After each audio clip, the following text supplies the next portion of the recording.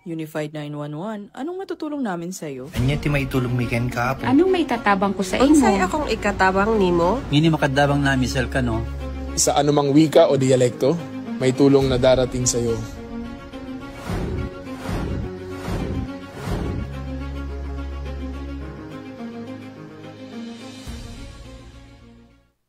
Lilingkod sa bawat Pilipino at magbibigay ng tamang impormasyon para sa tahimik at maayos na Pilipinas. Police News Network, alagad ng batas, tagapagtaguyod ng balita.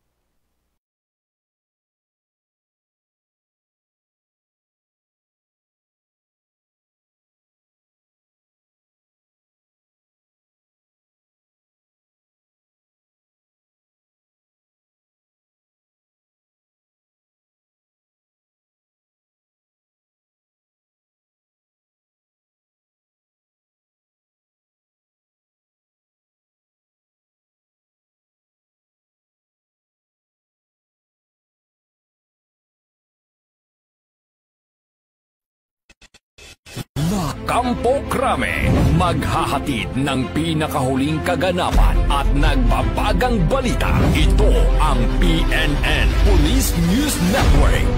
At ngayon, ang inyong mga tagapagbalita. Magandang hapon, Bagong Pilipinas. Kami ang inyong alagad ng batas, tagataguyod ng Balitang Pulis, Patrolman Gerald Gallardo at Patrolwoman Mary Grace Artizuela mula sa PNP Anti-Cybercrime Group. Maghahatid sa inyo ng tamang balita, kwento ng pulis at serbisyo para sa mamamayan. At ito ang PNP News Online. Ang pangunahing balita ng Police News Network, alagad ng batas, tagataguyod ng Balitang Pulis.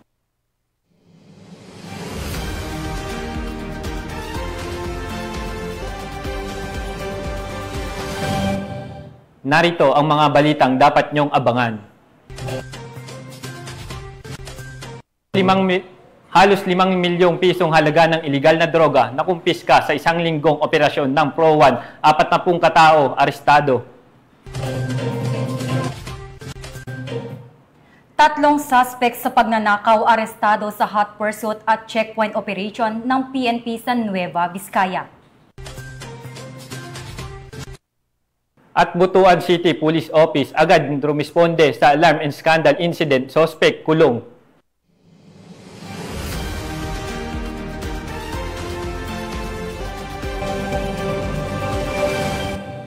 Narito ang mga balitang hatid ng ating PNN correspondent mula sa iba't ibang panig ng bansa.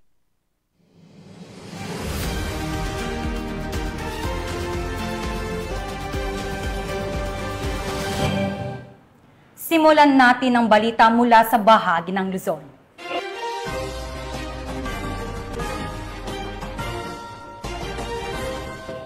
Mahigit 4.9 milyong pisong halaga ng iligal na droga ang nakumpiska habang 40 katao ang naaresto ng serye ng anti-illegal drugs operation na ikinasa ng Police Regional Office 1 sa loob lamang ng isang linggo. Kaugnay nito, tiniyak ng Pro-1 na magpapatuloy ang kanilang pinaigting ng kampanya laban sa iligal na droga, kasabay ng panawagan sa publiko na makipagtulungan upang tuluyang masawata ang naturang problema. Nakibalita dyan si Police Corporal Mark Anthony Pico. Pinaigting ng Police Regional Office 1 ang kampanya kontra iligal na droga mula August 29 hanggang September 4, 2025 na nagresulta sa pagkakasamsam ng aabot sa 4,909,888 837.20 na halaga ng ipinagbabawal na gamot.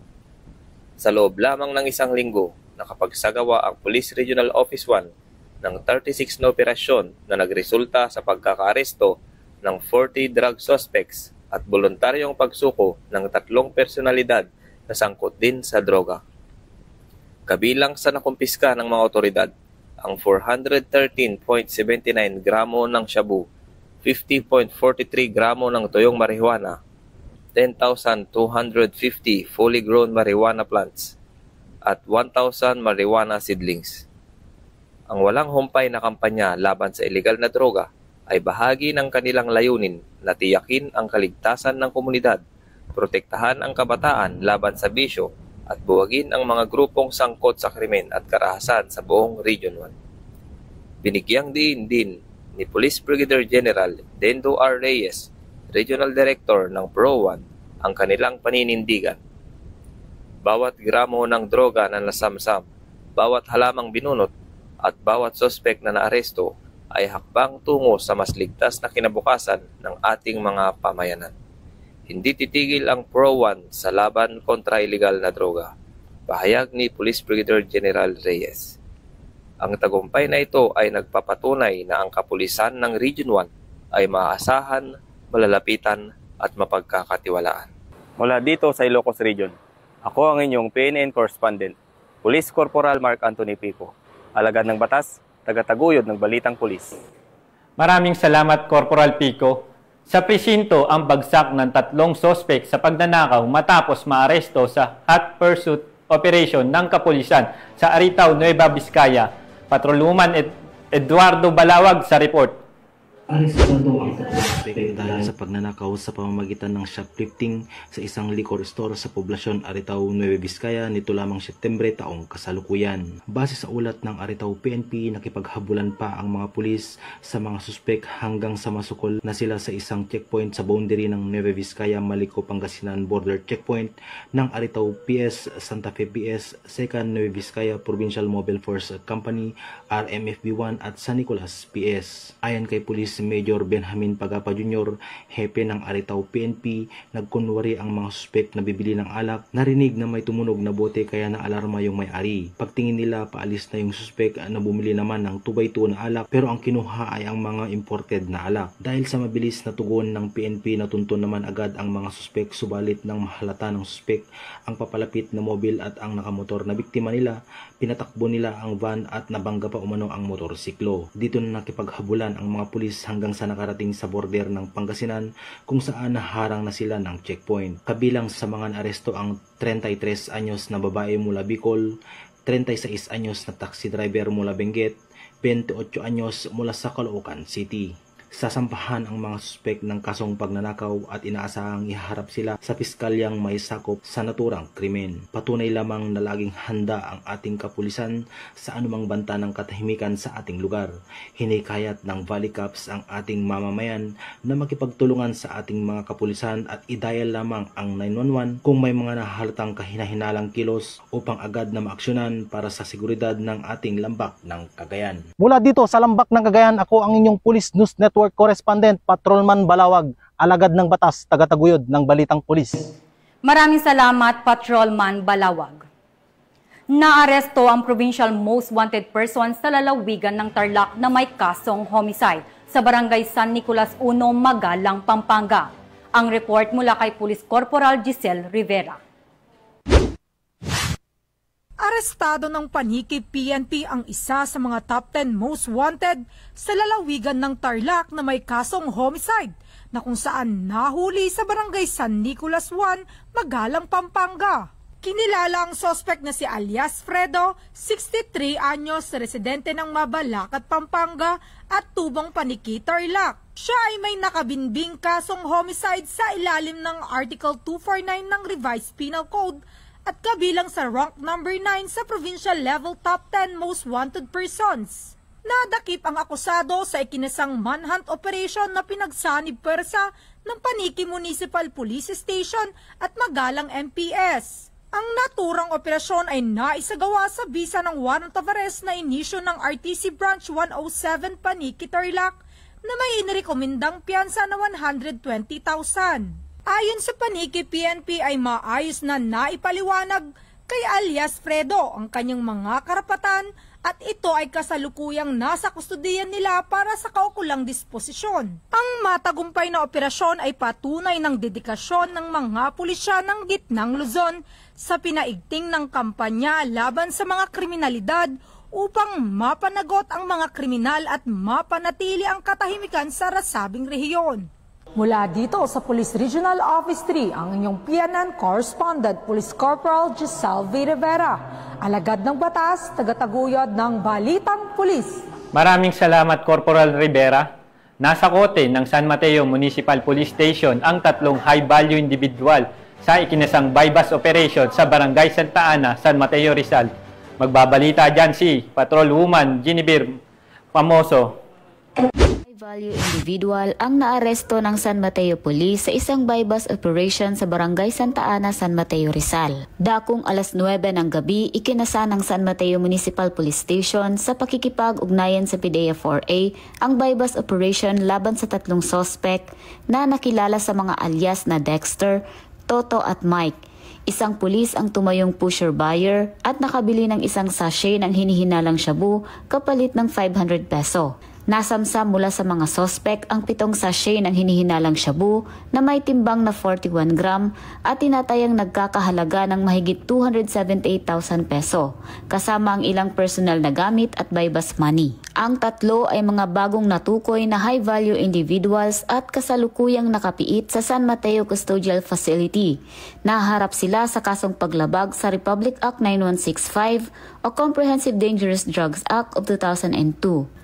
Patuloy ang kampanya ng San Mateo PNP laban sa iligal na droga sa kanilang nasasakupan. Tiniyak ng pamunuan na mas paiigtingin pa ang operasyon upang tuluyang mapuksa ang kalakaran ng ipinagbabawal na gamot at mapanatili ang kapayapaan at kaayusan sa komunidad. Mula dito sa Calabarzon, ako ang inyong Police News Network Correspondent, Patrolwoman Genevieve Marie Famoso, alagad ng batas, tagataguyod ng Balitang Pulis. Maraming salamat, Patrolwoman Famoso. Hindi na nakapalagpa ang isang babae matapos maaresto sa ikinasang operasyon ng PNP Anti-Cybercrime Group sa Imus, Cavite dahil sa pangingikil nito sa kanyang dating kasintahan. Yan ang balitang aking tinutukan.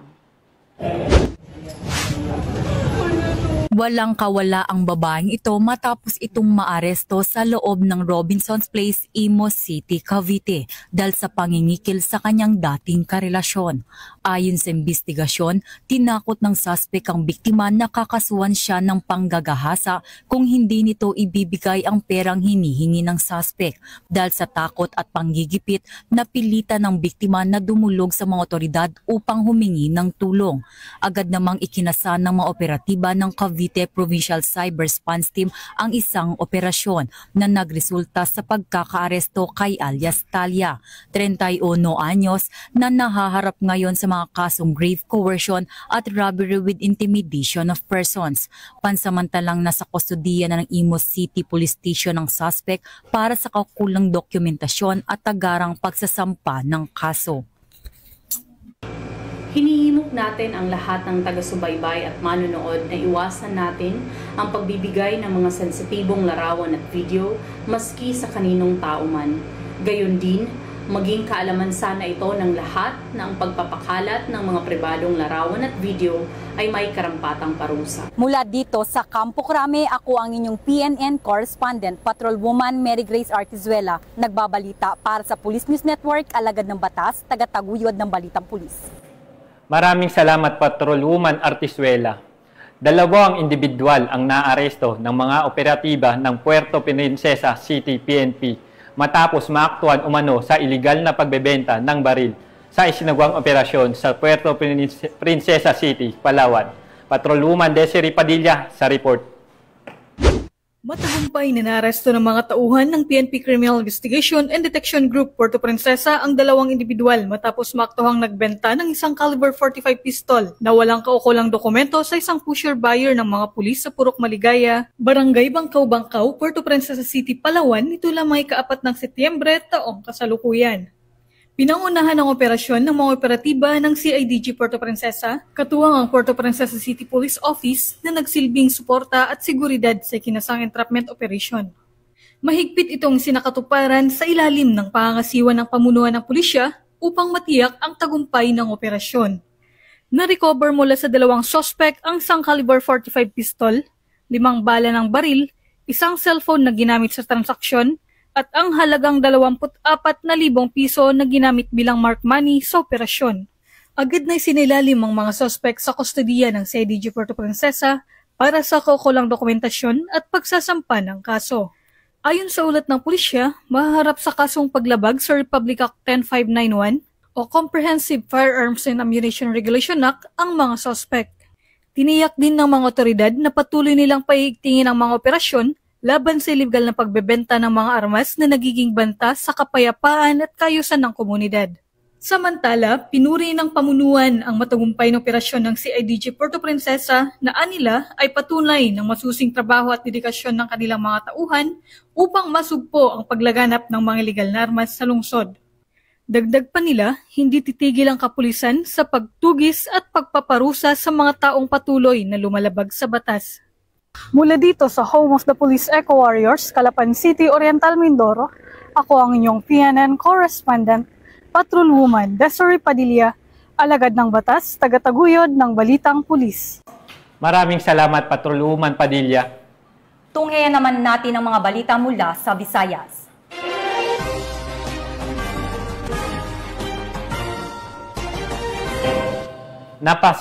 Napasakamay ng mga otoridad ang nakatalang top 1 municipal most wanted person mula sa Zamboanga del Sur na naharap sa kasong rape sa isinagawang operasyon sa Barangay Villa Consuelo na Naval, Biliran. Kasalukuyang nasa kustodiya ng pulisya ang suspect para sa kaukulang disposisyon at pagsasampa ng kaso sa korte. Patrolwoman Cristel Palafox sa balita.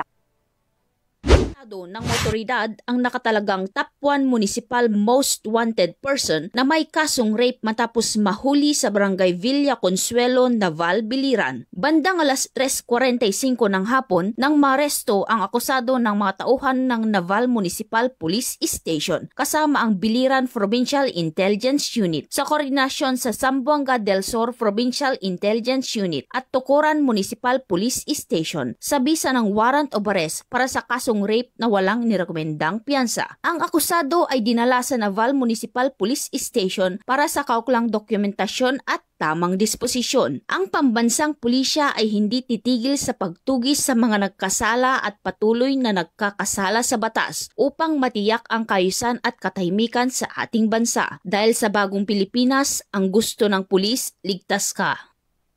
Mula dito sa Eastern Visayas, ako ang inyong PNN correspondent, Patrolwoman Palafox, alagad ng batas, tagataguyod ng Balitang Pulis. Maraming salamat, Patrolwoman Palafox. Bumagsak sa kamay ng mga otoridad ang isang umano'y supplier ng shabu sa Iloilo matapos ang ikinasang operasyon na nagresulta sa pagkakasamsam ng higit 4.4 milyong halaga ng iligal na droga at hindi lisensyadong baril. Narito ang report mula kay Patrolwoman Andrea Dominic de Palubo. Ang kilalang pangunahing supplier ng iligal na droga sa buong lalawigan ng Iloilo sa isang matagumpay na bypass operation ng mga kapulisan sa Barangay Padyo, Sara, Iloilo nito lamang ika-6 ng Setyembre taong kasalukuyan. Ang operasyon ay isinagawa ng Provincial Drug Enforcement Unit na pinangunahan ni Police Lieutenant Gabriel Gilmer Manguera, Deputy Chief, sa superbisyon ni Police Major Daji de Lima, Chief RPDEU 6 na nagresulta sa pagkakadakip sa mga sospek na si alias Brook Brook, 37 taong gulang, dating seaman at residente ng Barangay Bangkal, Carles, Iloilo, main target ng operasyon at naitalagang King of the North. Kasama ring naaresto ang 4 pa nitong kasama na kinilala na sina alias Anthony, 57 taong gulang, isang driver, alias Dex, 44 na taong gulang, at 2 babae na sina alias Bianca, 20 taong gulang, at alias Connie, 50 taong gulang. Nakumpiska ang humigit kumulang 650 gramo ng hinihinalang shabu mula sa mga sospek na may tinatayang halagang 4,420,000 pesos. Bukod dito, nasamsam rin ang isang homemade 9mm caliber revolver at iba pang non-drug items. Kasalukuyang nasa himpilan na ng Sara Municipal Police Station ang mga sospetsado para sa tamang disposisyon at mahaharap sa kasong paglabag sa Republic Act 9165 o ang Comprehensive Dangerous Drugs Act of 2002 at Republic Act 10591 o Illegal Possession of Firearms, Ammunition and Explosive. Kasalukuyang iniimbestigahan pa ng mga kapulisan ang pinanggalingan ng supply ng grupo ni Brook at may posibilidad din ng koneksyon sa isang SB member mula sa isa sa mga bayan ng Iloilo. Sa kabila ng patuloy na banta ng iligal na droga, nananatiling matatag ang Philippine National Police sa kanilang layunin ang protektahan ang bawat pamilyang Pilipino at tiyaking ligtas ang kinabukasan ng susunod na henerasyon. Ang matagumpay na operasyon ay patunay sa matibay na kampanya ng Police Regional Office 6 laban sa iligal na droga na naglalayong putulin ang mga pangunahing supply na ipinagbabawal na droga sa rehiyon at maalis ang mga impluwensyang nagpapalaganap ng kriminalidad. Hindi lamang ito simpleng operasyon, ito ay bahagi ng mas malawak na layunin ng Philippine National Police na pangalagaan ang kaligtasan at kinabukasan ng mamamayan. Sa tapang, dedikasyon at malasakit ng ating kapulisan, unti-unti nating naisa sa katuparan ang isang lipunang payapa, malinis at drug-free na Western Visayas. Mula dito sa Police Regional Office 6, ako ang inyong Police News Network Correspondent, Patrolwoman Andrea Dominic Di Palobos, alagad na batas, tagataguyod ng Balitang Pulis. Maraming salamat, Patrolwoman De Palobos. Tiniyak ng Police Regional Office 7 ang seguridad at kaayusan sa pagsasagawa ng 2025 bar examination sa Cebu City. Ang buong detalye ng report mula kay Patrolwoman Flora May Azares. Handaan ng Police Regional Office 7 ang kanilang security forces upang matiyak ang ligtas at maayos na pagsasagawa ng 2025 bar examinations na nakatakda sa Setyembre 7, 10 at 14 ng taong kasalukuyan sa University of San Jose Recoletos, Basak Campus, Cebu City. Sa pamamagitan ng Cebu City Police Office, ang Pro7 ay nagpakilos ng maraming kapulisan sa ilalim ng isang komprehensibong plano sa seguridad. Ang mga specialized teams ay tinalaga sa area protection, intelligence monitoring, traffic management, explosive ordnance disposal na may K9 units, civil disturbance management at pangkalahatang pangangasiwa sa lupa. Lahat ay nakatuon sa pag-iingat sa bar examinees at pagtiyak ng maayos na pagsusulit. Sa mahigit 1,300 na aspiring lawyers na inaasahang kukuha ng bar exam, tiniyak ng Pro7 ang bawat pag-iingat ay sinasagawa upang maprotektahan ang integridad ng pagsusulit at ang kapakanan ng examinees. Ayon kay Police Brigadier General Rodrigo A. Maranan, Regional Director ng Pro7, Pro7 is 100% prepared to ensure the 2025 bar examination in Cebu City are safe, orderly, and secure. Our detailed security plan protects not only the examinees, but also the integrity of the exams. To our future lawyers, good luck. We are here to keep you safe. Karon kay one school raman ta, so nag-focus ang atong deployment, security deployment sa diri sa USGR. Actually, within pan lang ta sa gawas ng area sa USGR, including sa Luyo, kay i-check po nato kay basig niya na mga disturbances no na ato ang mga examine. So within sa gawas lang ta sa area sa USGR. Whole area diri atong lalo na kaning establishment kay kasi niya na mga disturbances no na maka-create o hamper sa mga examining no?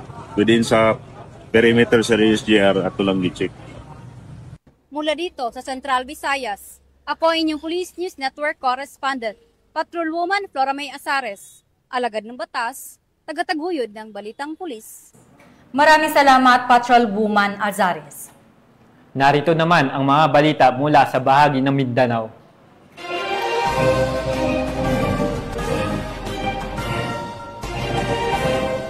Agad na rumisponde ang mga tauhan ng Butuan City Police Office sa isang insidente ng alarm and scandal na nagresulta sa pagkakaaresto ng sospek.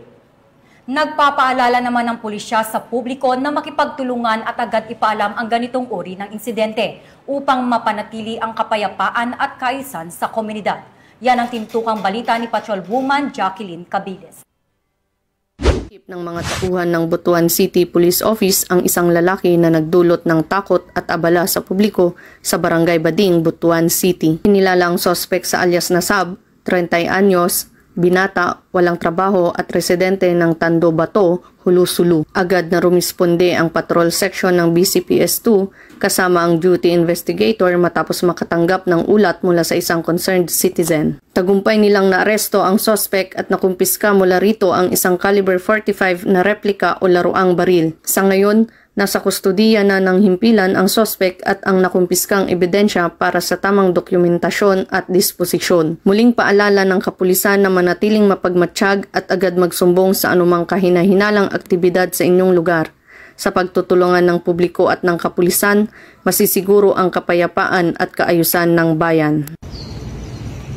Mula dito sa Police Regional Office 13, ako ang inyong PNN Correspondent, Patrolwoman Jacqueline Cabiles, alagad ng batas, tagataguyod ng Balitang Pulis.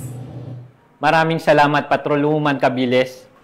Arestado sa ikinasang bypass operation ng pinagsanib na puwersa ng PNP at PDEA ang isang drug personality na kabilang sa drug watchlist ng Valencia City, Bukidnon. Nakibalita dyan si Patrolwoman Realin Sanchez. Isang DI listed sa isinagawang bypass operation ng Drug Enforcement Unit katuwa ang RPDU-10, Bukidnon PDEA-10, Bukidnon 2nd PMFC at City Anti-Drug Special Unit sa Purok 1 Barangay Lumbo, Valencia City, Bukidnon. Kinilala ng mga otoridad ang suspect na si alias Carlo, 35 anyos, residente ng Purok 20 Kimpras, Barangay Butong, Quezon, Bukidnon at tinaguriang DI listed. Nakumpiska mula sa suspect ang hinhinalang shabu na may tinatayang halagang 39,440 pesos at iba pang mga paraphernalia. Nasa kustudiya ng Valencia City Police Station ang suspect at maharap sa kasong paglabag sa RA 9165 o Comprehensive Dangerous Drugs Act of 2002. Mula dito sa Camp Capistrano, Busa, Cagayan de Oro City, ako ay inyong Police News Network Correspondent, Patrolwoman Riami P. Sanchez, alagad ng batas, tagataguyod ng Balitang Pulis. Maraming salamat, Patrolwoman Sanchez. Nahuli ng mga otoridad ang isang individual matapos magpositibo sa iligal na droga sa ikinasang bypass operation ng pulisya sa Davao de Oro. Ibabalitayan ni Patrolwoman Quenny Babes Arendain. Arestadong isang individual sa patuloy na kinasang drug bypass operation sa Purok Makugihon, Barangay Kwambog, Mabini, Davao de Oro. Nito lamang ikapito ng Setyembre taong kasalukuyan. Kinilala ni Police Major J.D.C. Macaraig, officer in charge ng Mabini Police Station na suspect na si alias Harold, 40 taong gulang, na pawang residente ng Mabini, Davao de Oro. Ayon kay Police Major Macaraig, naresto ang suspect sa pagtulungan ng mga personahe ng Mabini Police Station, 2nd Davao de Oro Provincial Mobile Force Company at sa koordinasyon ng Philippine Drug Enforcement Agency 11. Dagdag pa ni Police Major Macaraig, na-recover mula sa suspect ang hininalang shabu, isang Android cellular phone at bypass money na ginamit sa operasyon. Kasalukuyang nasa kustodiyan suspect upang dumaan sa tamang disposisyon at maharap sa kasong paglabag sa RA 9165 o Comprehensive Dangerous Drugs Act of 2002. Samantala, ang laban kontra kriminalidad ay patuloy na pinapaigting ng Police Regional Office 11 sa pamumuno ni Acting Regional Director, Police Brigadier General Joseph R. Argiles, alinsunod sa kampanya ng Bagong Pilipinas na panatilihin ang kapayapaan at kaayusan tungo sa pagsulong ng bansa. Mula dito sa Police Regional Office 11, ako yung PNN Correspondent, Patrolwoman Queenie Babes Arendain, alagad ng batas, tagataguyod ng Balitang Pulis. Maraming salamat, Patrolwoman Arendain.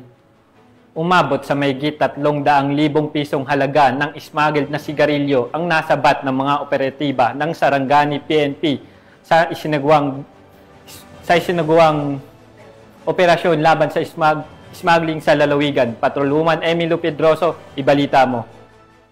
333,000 na halaga ng smuggled na sigarilyo ang nasabat ng mga otoridad sa isang checkpoint sa Sitio Sigil, Barangay Tinoto, Sarangani Province nito lamang ika-6 na Setyembre taong kasalukuyan.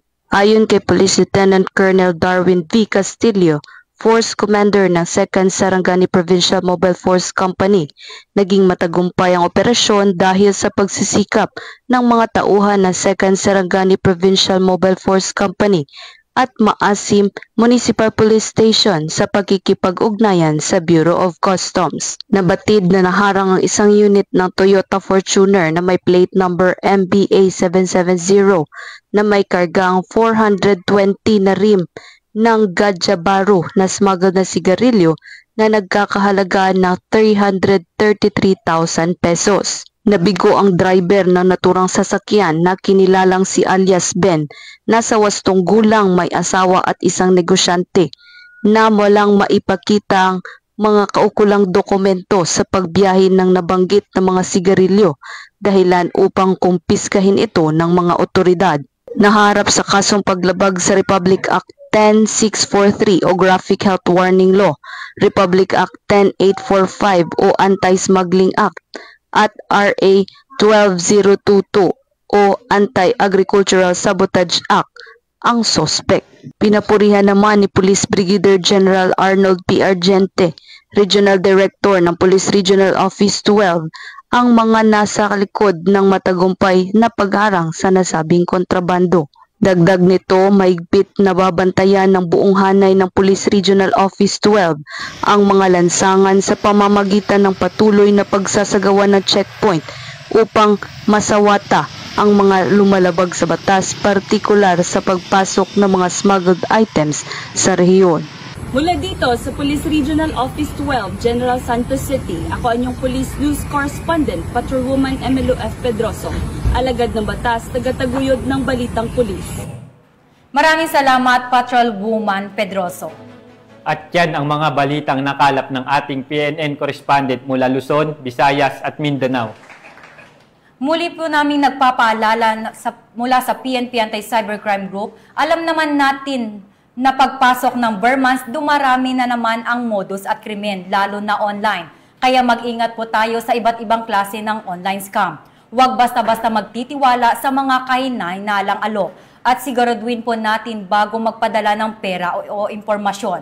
Kung kayo po ay nabiktima, huwag mahiyang magsumbong sa pinakamalapit na impila ng pulisya o direkta sa PNP-ACG. Sa ngalan ng pamunuan ng Philippine National Police, sa pangunguna ni Acting Chief PNP Police Lieutenant General Jose Melencio Nartates Jr. at sa pamumuno ni President Ferdinand Bongbong Marcos Jr., kami ay maglilingkod sa bawat Pilipino at magbibigay ng tama at balanseng balita. Mula rito sa tanggapan ng tagapag-ugnay ng Pambansang Pulisya, kami ang inyong alagad ng batas, tagataguyod ng Balitang Pulis, Patrolman Gerald Gallardo, at Patrolwoman Mary Grace Artizuela mula sa PNP Anti-Cybercrime Group, maghahatid ng tamang balita, kwento ng pulis at serbisyo para sa mamamayan. At ito ang PNP News Online. Ang pangunahing balita ng Police News Network.